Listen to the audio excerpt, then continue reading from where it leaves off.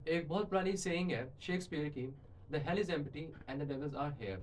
ये उस जमाने में कहा था शेक्सपियर ने, जो कि आज के ज़माने में जाके हमें समझ आ रही है। इसका एक एक वर्ड आज एक रियलिस्टिक पिक्चर इख्तियार कर रहा है, हमें दिख रहा है, होते हुए दिख रहा है।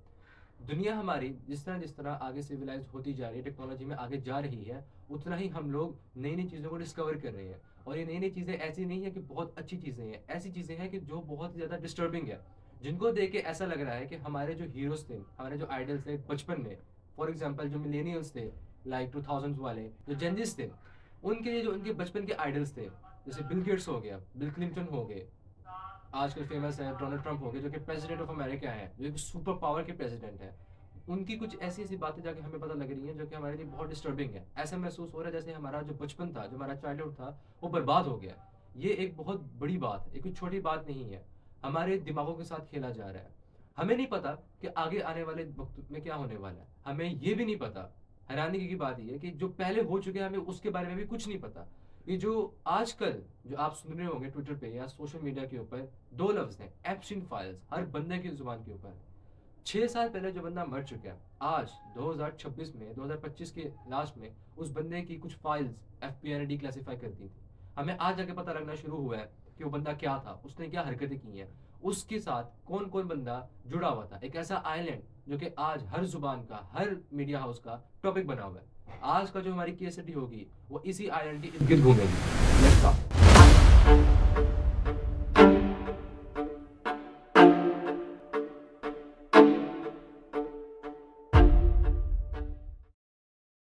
1952 में एक कपल, पॉलिन सोलोफिस्की एप्स्टीन और सिमोन जॉर्ज एप्स्टीन की शादी हुई थी। इनकी शादी के ठीक एक साल बाद 20 जनवरी 1953 को इनके घर में एक लड़का पैदा हुआ था, एक बच्चा जिसका नाम रखा गया था जेफरी एडवर्ड एप्स्टीन। एक ऐसा बच्चा पैदा हुआ था जो कि आने वाले वक्त में कई और बच्चों की जिंदगियां बर्बाद करने वाला था।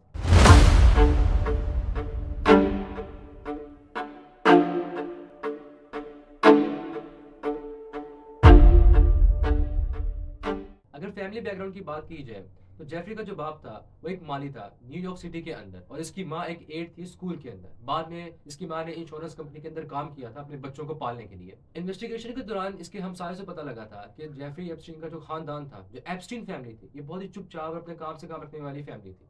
ज्यादा बोल चाल नहीं, ज्यादा मिलना जुलना नहीं, बस अपने काम से काम रखने वाली फैमिली थी। जिस तरह आजकल न्यूयॉर्क सिटी के अंदर होता है, लोग आपस में मिलते जुलते हैं, इनका ऐसा कुछ भी सीन नहीं था। बहुत ही खामोश फैमिली थी। और यहाँ पर एक और बात ये नोट करने वाली भी है कि जेफरी अकेला बच्चा नहीं था, इसका एक छोटा भाई भी था जिसका नाम था मार्क एप्स्टीन।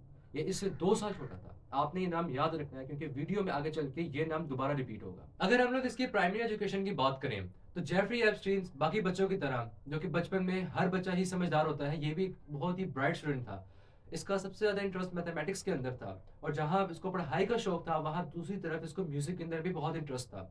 ये 5 साल की उम्र से पियानो बजाना सीख रहा था और इसको इसमें बहुत ज़्यादा मज़ा आता था। आगे चल के अगर इसको और देखा जाए तो एप्स्टीन एक बहुत ही अच्छा स्टूडेंट था। ये इतना अच्छा था कि इसने 2 मरतबा क्लासेस जम की थी, जिसकी वजह से जहाँ पर एक एवरेज स्टूडेंट 18 साल की उम्र में ग्रेजुएट करता है हाई स्कूल से, एप्स्टीन ने सिर्फ 16 साल की उम्र में ग्रेजुएशन हाई स्कूल से कंप्लीट कर ली थी। ग्रेजुएशन के बाद एप्स्टीन कॉलेज गया था। कॉलेज में इसका कॉपर यूनियन था जहाँ पे इसने फिजिक्स और मैथमेटिक्स पढ़ी थी 1969 से 1971 तक। वहां से ट्रांसफर हो गया था न्यूयॉर्क यूनिवर्सिटी के अंदर, वहां पे भी इसने सिर्फ 1974 तक पढ़ा था और वहां से ड्रॉप आउट हो गया था।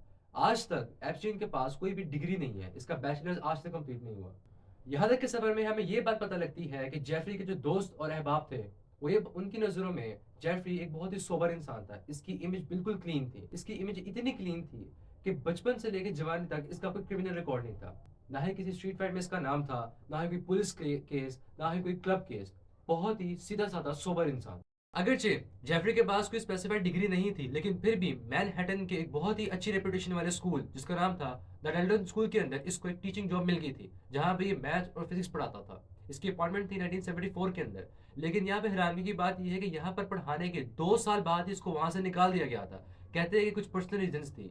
लेकिन यहाँ पर जो पॉइंट जो नोट करने वाला है वो ये है कि डेल्टन के अंदर ही एक पेरेंट जिसका नाम था एलन एस ग्रीनबर्ग, और बाद में बेयर स्टर्न्स के सीईओ, इसकी पर्सनैलिटी से इतना इंप्रेस हो चुके थे कि इसको बाद में एक वॉल स्ट्रीट फर्म के अंदर जॉब सिक्योर करने में मदद की थी। ये जो करियर ट्रांजिशन थी एक टीचिंग करियर से एक फाइनेंशियल करियर की तरफ, एक वजह ये दूसरी वजह ये कि ये एक इसके जो रूट्स थी वो एक मिडिल क्लास फैमिली से थी, जो कि ऑब्वियसली हार्ड वर्किंग फैमिली होती है, कोई भी मिडिल क्लास फैमिली हो, और इसी वजह से ये बंदा भी हार्ड वर्किंग ही था। और तीसरी वजह इसका मैथ्स के अंदर इंटरेस्ट और इसकी सोशल स्किल्स जो कि इतनी अच्छी थी कि इन तीन रीजंस की वजह से इसका इन्फ्लुएंशियल पीपल के साथ उठना बैठना और पावरफुल पर्सन के साथ इसके कनेक्शंस बिल्ड होना शुरू हो गए।